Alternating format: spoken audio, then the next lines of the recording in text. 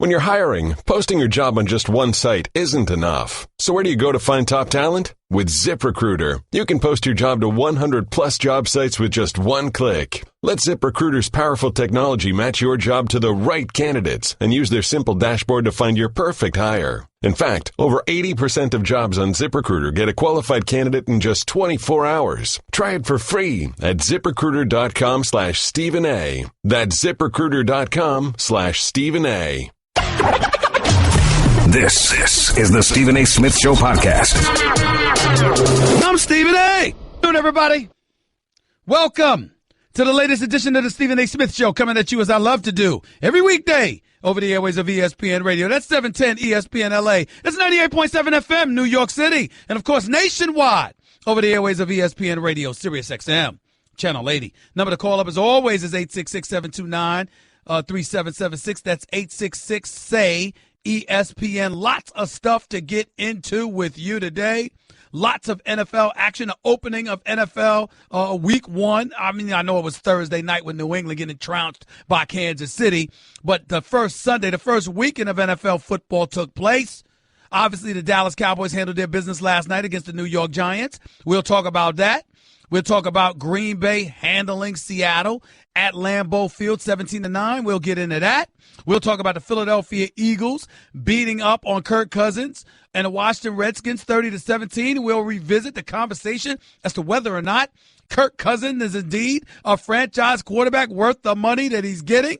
We'll talk about Carolina, 23-3 over San Francisco. Cam Newton has returned. Houston in the aftermath of Tropical Storm Hurricane Harvey in Houston, Texas. First game there, J.J. Watt, last player, introduced, standing ovation, raucous crowd. Everybody was hyped. And then Jacksonville handled their business, and they said, excuse me, Hurricane Harvey, we got it. But there's also a Hurricane Irma in the state of Florida. And we're going through it now, and went out on that field, and they handled their business 29-7 over the Houston Texans. I was getting trolled by the Detroit Lions because when Matt Stafford threw a pick six, I said, oh, hell no. I don't want to see that from some dude being the highest paid player in the National Football League. I don't want to see that. And then he goes out there and throws about 4 or 5 touchdown passes. They beat Arizona 35-23. The Detroit Lions then felt the need to troll yours truly. And here's all I have to say to them. This is all I have to say to the Detroit Lions. I'm sorry. I stepped out of bounds. They got me good, and I deserved it because I was a bit premature in calling Matt Stafford out to the carpet. He handled his business. He deserves a lot of credit. I have no idea why Pittsburgh struggled with Cleveland. I'm going to talk to my man Ryan Clark a little bit later on in the show about that. And, of course, the Baltimore Ravens proving yet again why Marvin Lewis should be fired as the head coach of the Cincinnati Bengals because he's been there for 14 years, still hasn't won a playoff game. They got shut out in the season opener, 20-0 by the Baltimore Ravens, who intercepted Andy Dalton about 4 times. First order of business. Couple of things on my mind. And by the way, I didn't forget college football either, because I got news for you. I watched Oklahoma beat up on Ohio State. Oklahoma might win the national championship. Oklahoma might win the national championship. This dude, Baker Mayfield, looked like a better version of Johnny Manziel when he was at Texas A&M. And the speed that they have on both sides of the ball, I was very impressed with the Oklahoma Sooners. I'll talk about that a little bit later on in the show as well. I saw Donald at USC handling his business against Stanford. I saw that. All of that stuff is stuff we're going to get into today. No doubt, we ain't running from any of it. But the first order of business to get into is 2 things.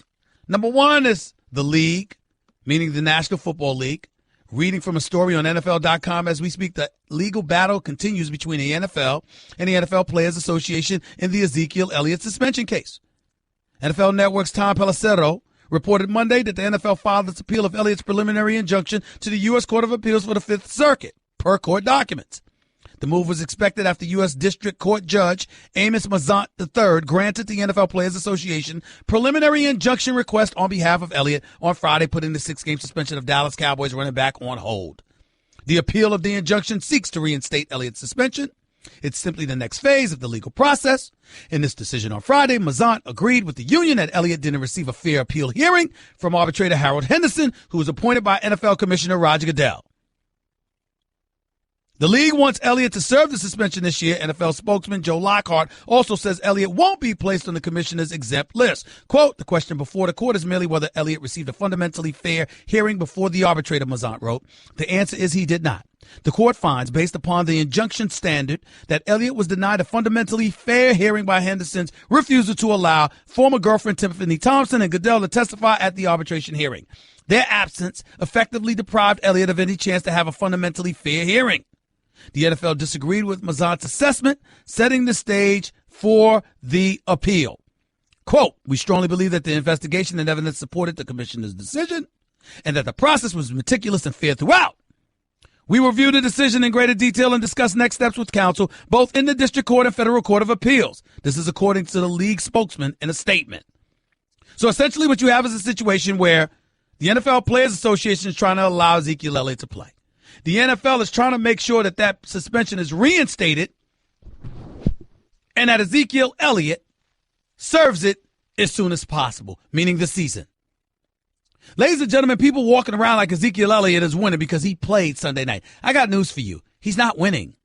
And I'm not talking about he's not winning because he's going to end up serving the suspension, which we all know he will, because the CBA that the Players Association agreed to empowered the commissioner to make these decisions. That's not where I'm going. Here's where I'm going. This isn't deflated footballs. This is domestic violence.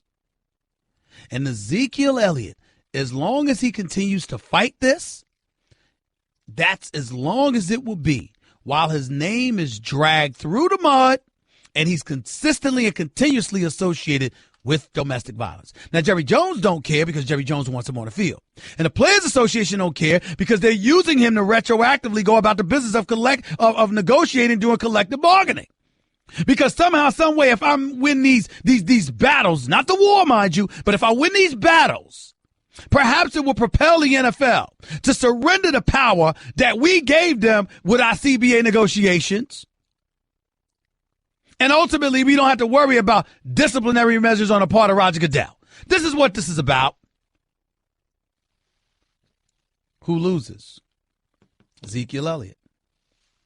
Because your name is in the news constantly about domestic violence. Period. And by the way, Ezekiel Elliott has had ample opportunity to speak and proclaim his innocence, and he hasn't. He just hasn't. Plain and simple. 866-729-ESPN. That's 866-729-3776. The other thing I want to talk about is the Los Angeles Rams and the Indianapolis Colts. Ladies and gentlemen, let me say this. Los Angeles Rams won 46-9, trouncing the Indianapolis Colts. Jared Goff actually looked halfway decent, looked pretty damn good. This was not a game, it was an exhibition. This quarterback, Scott Tolzien, might be the worst quarterback I've ever seen. If he's not, he's pretty damn close based on what I saw yesterday. 2 throws, both pick sixes, 9 for 18 passing, just anemic, horrible, pathetic. This man, mere presence on an NFL roster, is the biggest evidence we have that Colin Kaepernick is being blackballed. Because for this dude to be in a league as a quarterback on a football Sunday is an atrocity. It's an atrocity. You gotta be kidding me. This dude was horrible. Just horrible. You can't make this up. But there he was, with his pathetic looking self, looking like a petrified puppy, scared to throw a damn football. That's how much it got. That's how bad it got. It got so bad, he looked like he was about to cry. And poor Coach Chuck Pagano, I shouldn't say poor because he's about to get himself fired, patting him on the back. I mean, just atrocious. But Colin Kaepernick can't get a job in the NFL. Really? Really? We don't hear anything about the Rams. I don't give a damn about the Rams right now. I'm glad they got Aaron Donald back. I'm glad Coach Sean McVay went up there and talked to Aaron Donald. I appreciate that. He's coming back. Still don't have his contract long term, but they'll keep open negotiations, and they didn't penalize him for the time that he's been away. I got news for you. Smart move for them to get him in. Prioritize getting him on board. But I don't want to hear about how they looked yesterday because they weren't playing an NFL team yesterday. Because when your quarterback stinks like that, everybody around you is demoralized. You don't even want to play football no more. Tell that brother gone. They better get Jacoby Brissett up in there quick, fast, and in a hurry. Quick, fast, and in a hurry. Want to be a part of the show? Hit Stephen A. up weekdays from 1 to 3 Eastern at 866-729-3776. Daddy, where do babies come from? Honey? Mommy went to the store. Oh, well, you see, there's a mommy and a daddy, right? Right. And see, when they call Geico, they could save a bunch of money on car insurance. Oh, really? And that makes them happy? Yes, that makes them very happy. That's good. Yeah. Well, I'm glad we could have this talk, Sunshine. Geico, because saving 15% or more on car insurance is always a great answer. You're listening to the Stephen A. Smith Show podcast. Names that I also brought up during my diatribe in the first segment was Kirk Cousins. And here's why.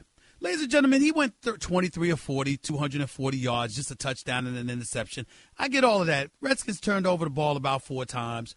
Carson Wentz looked impressive, 26 of 39, 307 yards, 2 touchdowns, an interception. They didn't have much of a running game in Philadelphia, but Zach Ertz, you got to remember, it's a big, big deal that he had 8 receptions for 93 yards yesterday, because last year the Eagles got virtually no production from its tight end spot, and both Ertz and Selleck, they didn't do anything from the tight end spot for the Philadelphia Eagles last year, which seemed inexplicable. But now this year, to start off the season with Zach Ertz getting the football, I think that's going to help Carson Wentz immensely. Nelson Aguilar, he had 6 receptions for 86 yards, including a 58-yard touchdown catch. He was impressive. This is a guy that's dropped passes in the past. I've accused him of having alligator arms, hearing footsteps, getting a little scared. That wasn't the case yesterday. Give credit where credit is due. The Eagles could also throw the football out of the backfield to a guy like Darren Sproles, which is also helpful, and we get all of that.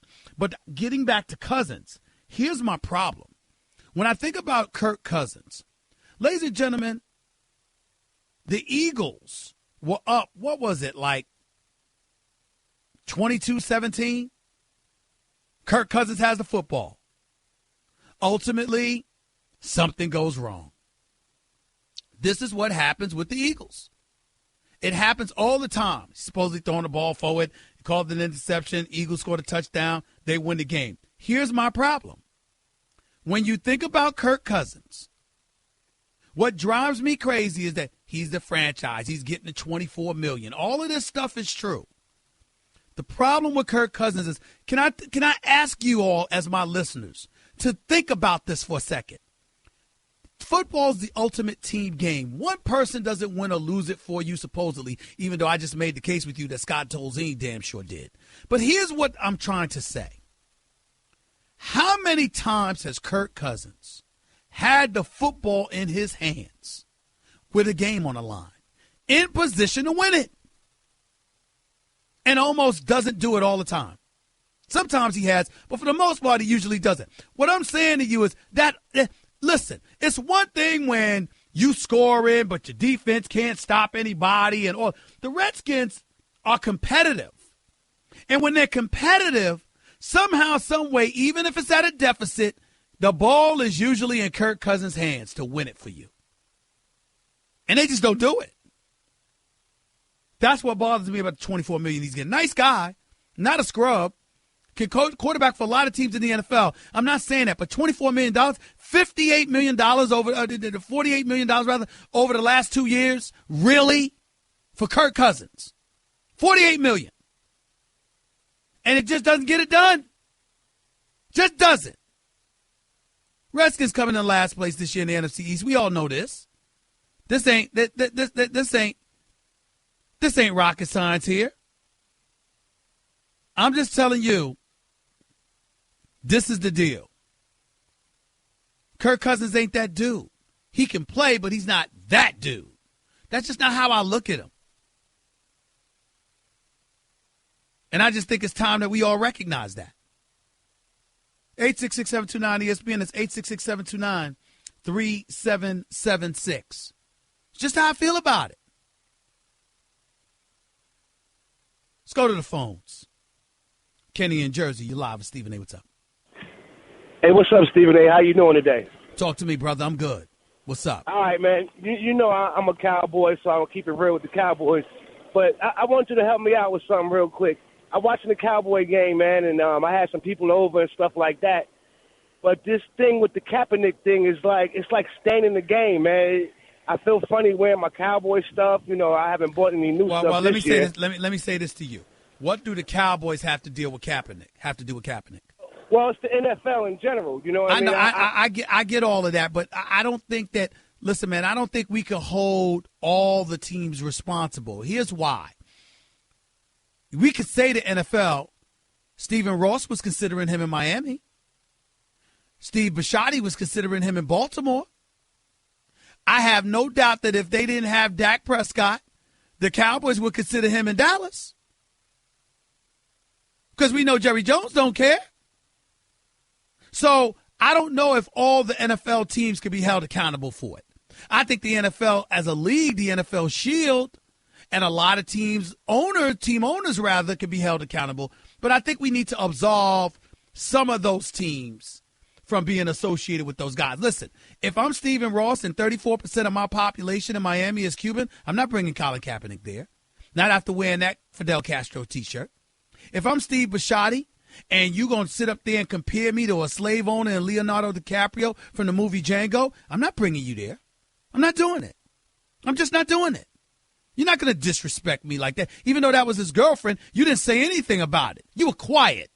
You just she did that on her own. She's her own woman. She's a grown-up. She can do what she wants to do, but you could have spoke out and made sure that you let the world know that's not you. You didn't even do that. I'm not bringing you on. I have no problem with them two teams not bringing Colin Kaepernick on. So I'm just saying to you that if you're going to have a problem with the league office, have a problem with the culture, have a problem with the vast majority of owners, but absolve some of these owners from what you're feeling, Kenny, because it ain't all of them that were like that. Okay, I got you. I do think that Jerry Jones, of course, we know he probably would pick him up. Yeah. But as far as that, I don't know. I just got my certain feelings about it. I just want to do the right thing, and I don't want to feel that stain. I just don't want to have that stain because I love football. I love my Cowboys. I love the Cowboys. Even though your team struggled with struggled with Cleveland yesterday, I ain't going to mention that. I mentioned it already. Listen, they won. They 1-0 right now, ain't they? They struggled with Cleveland. Cleveland didn't look bad today. I feel you on that, but did they win the game? They sure did. All right, then that's all that matters. And listen, Cleveland, you think I'm rooting against Cleveland? I love Hugh Jackson. I'm rooting for them. They're just not very good. And this kid Kaiser didn't play bad yesterday. I got to give him love and give him credit where credit is due. He didn't look bad yesterday. I can appreciate that. We think they are. Well, at the end of the day, it comes down to the wins and losses because Lord knows they lose a lot. Ain't no escaping that. Guess what? You're in the middle of the Stephen A. Smith Show podcast. Damn it, I mean it! This is the best fight of the decade. I've been waiting for this for years. And I can't say enough about my man Oscar De La Hoya for coming through the way that he did. Because that man promised me personally we're going to have this fight by 2017, and he delivered. He didn't make us wait 5-10 years. He said now, Canelo Alvarez deserves a lot of credit because he wasn't running. Oscar made him wait. I just don't know how this is going to end up a decision. I don't know how it's going to happen. I'm trying to figure it out because Canelo's a counterpuncher, no doubt about that.